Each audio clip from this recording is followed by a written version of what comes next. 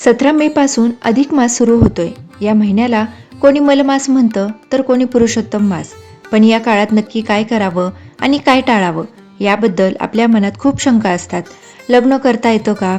नवीन गाडी किंवा सोनं खरेदी करावं का? की फक्त उपवासच करायचे? आजच्या व्हिडिओमध्ये आपण या सर्व प्रश्नांची उत्तरं अगदी शास्त्रीय कारणांसह जाणून घेणार आहोत। हा व्हिडिओ शेवटपर्यंत नक्की पहा, कारण तुमच्या अनेक शंका आज दूर होणार आहेत। सगळ्यात पहिला प्रश्न, अधिक मासात लग्न, मुंज, गृहप्रवेश आणि नामकरण यासारखी मंगल कार्य का केली जात नाही? तर याचे शास्त्रीय कारण असे आहे की अधिक मास हा सूर्य आणि चंद्राच्या गतीमधील फरक भरून काढण्यासाठी येतो। या काळात सूर्य संक्रांती नसते, म्हणजेच सूर्य एका राशीतून दुसऱ्या राशीत प्रवेश करत नाही। आणि याचेच आध्यात्मिक कारण असे की कोणत्याही शुभ कार्यासाठी सूर्याचं तेज आणि ग्रहांची अनुकूल स्थिती लागते। अधिक मासात ती नसल्यामुळे या महिन्यात मोठे सोहळे टाळले जातात। हा काळ उत्सवाचा नसून उपासनेचा आहे असं आपल्या शास्त्रामध्ये सांगितलं जातं। आता पाहूया अशा कोणत्या गोष्टी आहेत ज्या या 30 दिवसांत टाळल्या पाहिजेत।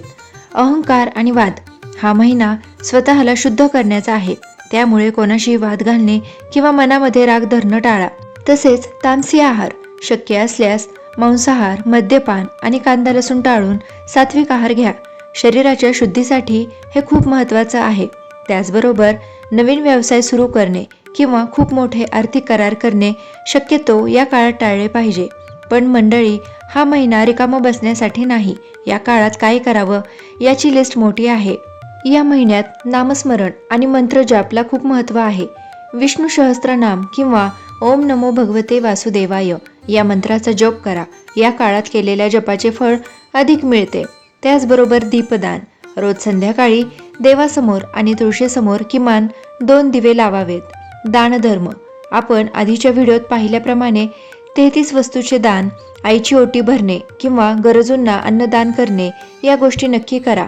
त्याचबरोबर ग्रंथ वाचन देखील फार महत्त्वाचे मानले जाते।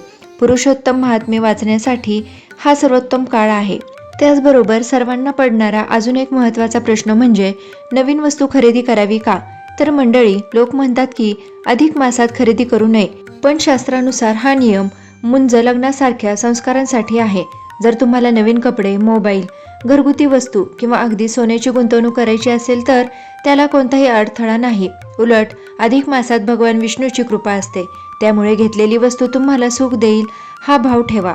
तर लक्षात ठेवा, अधिक मास म्हणजे बॅन किंवा बंदी नाही, तर हा महिना आहे स्वतःच्या मनाला आणि आत्म्याला देवासोबत जोडण्याचा।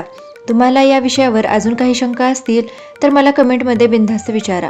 17 मे ते 15 जून हा काळ तुमच्यासाठी सुखकारक जावो हीच प्रार्थना। व्हिडिओ आवडला असेल तर लाईक करा आणि चॅनलला सबस्क्राईब करायला विसरू नका। धन्यवाद।